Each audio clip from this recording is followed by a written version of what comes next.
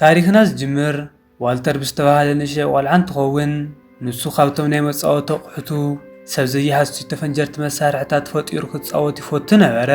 ሓደ መዓልቲ ግን ብጌጋ ናይ ኣዲኡ ናይ ቡን ጽዋእ ይሰውሮም። ኣዲኡ መጺኣ እንታይ ይገብር ከም ዘሎ ክትሓቶ ከላ ዋልተር ዲበነኛታት ክንሕዘሉ ንኽእል ሰብ ዘይሃስቲ መሳርሒ የሰርሕ ዘለኹ ብምባል ይገልጸላ። ሰባት ንኽሕጎስና ኣቓልቦም ንኽሰናኸልን ተባሂሉ ዝተዳለወ ደሚኡ ፍሉይ ስልጣነ የርእያ። ኣዲኡ ድማ ሕጂ ናብ ስራሕ ክትከይድ ከም ዘለዋን ናይ ቤት ትምህርቲ ሰዓት ከም ዝኣኸለን ብምዝካር ተተባብዖም። ዋልተር ግን ናይ ክፍሉ ተምሃሮም ፍሉይ እናበሉ ስለ ዝላገጹሉ ቤት ትምህርቲ ከም ዘይፈቱ ይነግራ። ኣዲኡ ግን ተሓቕፎሞም ክትዓቢ ከለኻ ሙዞታትካ ንዓለም ናብ ዝበለጸ ከም ዝቕይርዋን ኩሉ ሰብ ከምኻ ክኸውን ከም ዝምነን ክትዕዘብ ኢኻ ኢላ ብምግላጽ ተጸናንዖም። ድሕሪ 14 ዓመታት ታሪኽና ናብ ጃፓን ይወስደና። ኣብኡ ሓደ ፍሉጥ ኤጀንት ላንስ ዝተባሃለ ስለያዊ ንኽልተ ዘብዐኛታት ብቐሊሉ እናሃረመ ምስ ናይ ጽቡቓት ቀልድታት ክጻወት ንሪኦም። ንሱ ናብቲ በረርቲ ካሜራታት ዝቕይረሉ ቁልፍታት ተጠቒሙ ነቲ ህንጻ ብምስጢር ይከታተሎ ነበረ። ዕላምኡ ድማ ነቲ ኪሙራ ዝተባሃለ ናይ መሳርሕታት ነጋዳይ ንምቁፅጻር እዩ። በቲ ሰዓት እቲ ናይቲ ኤጀንሲ ሓላፊት ጀንኪንስ ብራድዮ ትረኽቦሞም ኪሙራ ካብ ላቦራቶሪኦም ሓደ ኣዝዩ ሓደገኛ ድሮን ከም ዝሰረቐ ትነግሮም። እቲ ድሮን ዝደለየ ዕላማ ዘምጽአሉን ዓብዪ ሓይሊ ከም ዘለዎን ገሊጻ ተወሳኺ ሓገዝ ከይመጸ መጥቃዕቲ ከይጅምር ትእዝዞም። ይኹን እምበር ሓደ ዓባይ ነፋሪት ትመጽእ እሞም ሓደ ናይ ረወት ኢድ ዘለዎ ጸላኢ ምስ ኪሙራ ተረኺቡ ነቲ ናይ ድሮን ቦርሳ ክወስዶ ንርኢ። ላንስ ግን ትእዛዙ ይሓለወን። ኣብ ውሽጢ ሓደ ናይ ዓሳ መዐቀቢ ርእሱ ሓዊኡ ጸኒሑ እቲ መረፀን ሰቢሩ ናብቲ ማይ ይሕምብስ። ድሕሪኡ ነቶም ዘብዐኛታት ብፍሉይ ጥበብ የውድቖም። ካብ ኪሙራ ነቲ ድሮን ክሓቶ ከሎም ኪሙራ ተናዲዱ መጥቃዕቲ ይፍትን። ላንስ ግን ብሓንቲ ማህረምቲ የውድቖም። ድሕሪኡ ካብቲ ናይ ሓፂን ኢድ ዘለዎ ሰብኣይ ነቲ ቦርሳ ክሕድጎ ከሎም ብናይ መደንዘዚ መርፍእ ክወግኦ ይፍትን። ነገር ግን እቲ ሰብኣይ ነቲ መርሲ ብኢዱ ሒዙ ንላንስ ብምውጋእ የውድቖም። ድሕሪኡ ናይ ገጽ ስካን ይገብረሉ እሞም ብኸመይ ዘይትዝክረኒ ድማ ይብሎም።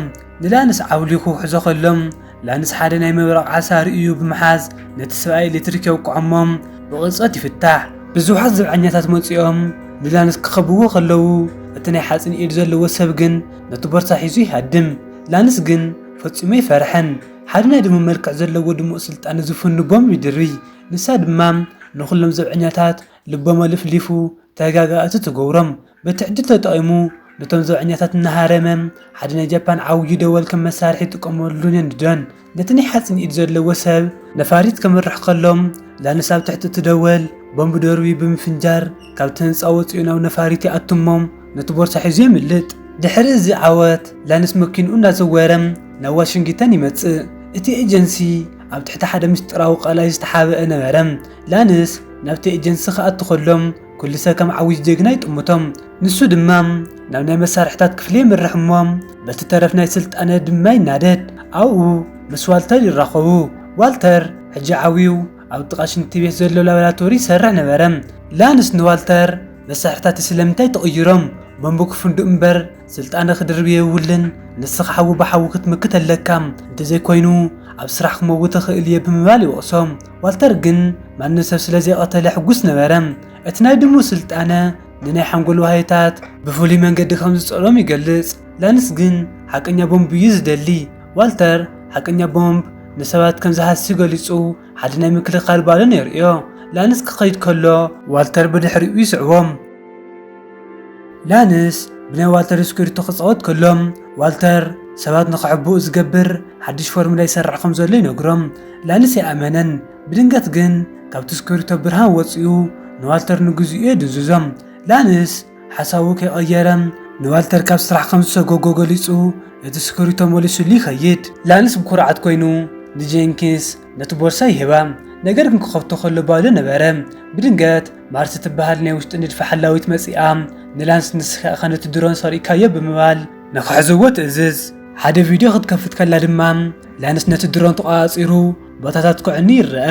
ላንስ እቲ ናይ ረወት ኢድ ዘለዎ ሰብ ገጹ ከም ዝሰርቆ ክገልጽ እኳ ተፈተነ። ማርሲ ግን ኣይኣመነቶን። ላንስ ሓደ ቦምቢ ተጠቒሙ ካብኡ የምልጥ።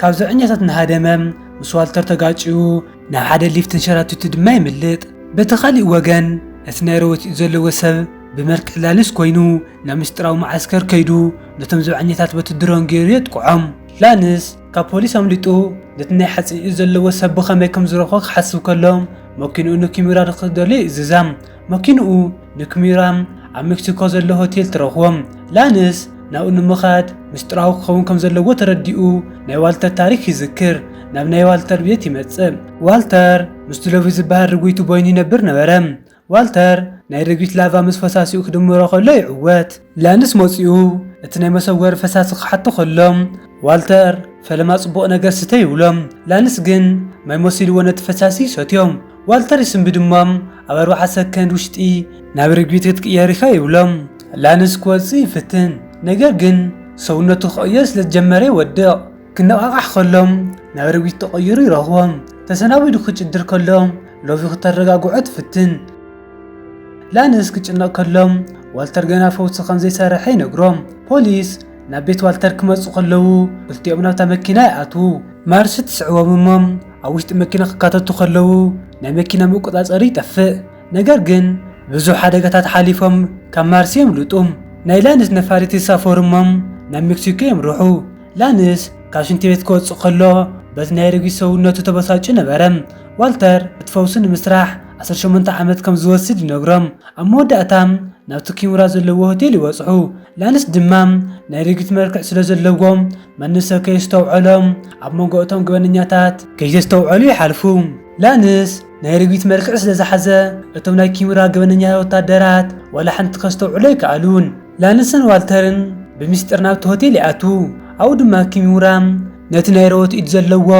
ዓብዪ ክፉእ ሰብ ኪልያን ንምርካብ ተዳልዩ ጸንሖም ኪልያን ግን ንኪሙራ ንኽሕዞ ዘይኮነስ ነቲ ዝሰርቆ ድሮን ተጠቒሙ ንኪሙራ ንባዕሉ ብምእሳር ነቲ ቦታ ይቆፃፀሮ ዋልተርን ላንስን ነዚ ኩነታት ምስ ረኣዩ ዋልተር ሰብ ዘይሃስዩ ሞተታት ተጠቒሙ ንኪሙራ ንምድሓን ነቲ ድሮን ንምውሳድን ይፍትን ኣብቲ ቦታ ዓብዪ ዕግርግር ይፍጠር ዋልተር በቲ ዘገርም ናይ ምክልኻል ባሎኑ ተጠቒሙ ካብ መጥቃዕቲ የምልጥ ይኹን እምበር ኪልያን ነቲ ናይ ዋልተር ታብሌት ይሰርቆም እዚ ታብሌት እዚ ናይቲ ኤጀንሲ ኩሎም ስሌታትን ኤጀንታትን ስም ኣድራሻን ምስጢራዊ መረዳእታን ዝሓዘ ዓብዪ መዝገብ ነበረ ኪልያን ነዚ መረዳእታ እዚ ተጠቒሙ ንኩሎም ኤጀንታት በዚ ቀታሊ ድሮን ገይሩ ንምጥፋእ ይሓስብ ማርሲን ናይ ውሽጢ ንድፊ ሓወልቲ ውጅላኣን ሕጂ እውን ንላይንስ ይደልይዎ ነበሩ ኣብ ሓደ ዓብዪ ናይ ባቡር ማዓስከር ማርሲን ንላንስ ክትሕዞ ትቃረብ ነገር ግን ዋልተር ላንስን ብሓባር ብምስጢር ብምስራሕ ካብኣ የምልጡ ሕጂ ማርሲ እውን ኪልያን ሓቀኛ ክፉእ ሰብ ምዃንን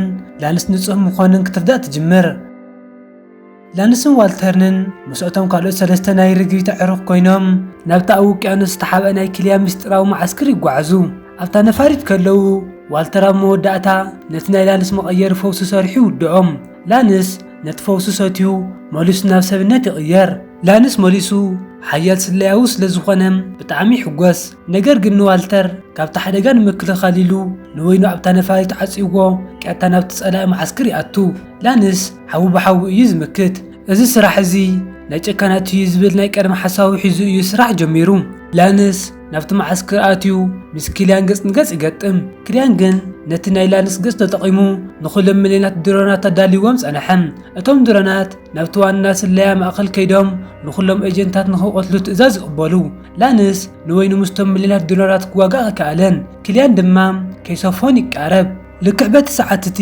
ዋልተር ካብታ ነፋሪት ተብሊጡ ምስቶም ናይ ርግቢት ኣዕሩኽቲ ብምዃን ብድንገት ይበጽሕ ዋልተር ንላንስ ሰብ ከይቐተልና ዓለም ክነድሕን ንኽእል ኢና ይብሎም ላንስ ሕጂ ናይ ዋልተር ስልቲ ሓቀኛ ምዃኑ ይርዳእ ክልቲኦም ብሓባር ብምስራሕ ዋልተር ዘዳለዎም ዝገርሙ መሳርሕታት ከምቲ ናይ ሓዊ መጥቃዕቲ ዘላግስ ደሚቕ ስልጣነ ሰብ ዝሕዝ ፍሉይ ዓሳን ናይ ምክልኻል ባልናትን ተጠቒሞም ነቶም ድሮናት ሓደ ብሓደ ከበላሽዎም ይጅመሩ ማርሲን ጉጅላኣን እውን መፂኦም ይሕግዝዎም ኪልያን ግን ተናዲዱ ነቲ ዋና ድሮን ሒዙ ናብ ሰማይ ይበርር እሞ ነቲ መጥቃዕቲ በዓሉ ክፍጽም ይፍትን ዋልተር ነቲ ናይ ምክልኻል ባሎን ኣብ ሰብነት ኪልያን ክኣቱ ይፍትን ክልቲኦም ድማ ካብቲ ዓብዪ ህንፃ ናብ ታሕቲ ይወድቁ ኣብቲ ናይ ውድቀት ሰዓት ዋልተር ነቲ ኪልያን ዝተጠቐመሉ ናይ ሮበርት ኢድ ብምስባር ይበላሽዎም እቶም ድሮናት ኩሎም ድማ ሓይሊ ስኢኖም ናብ ውቅያኖስ ይወድቁ ከምኡ እውን ላንስ ንዋልተር ካብ ሞት የድሕኖም كيليان دمام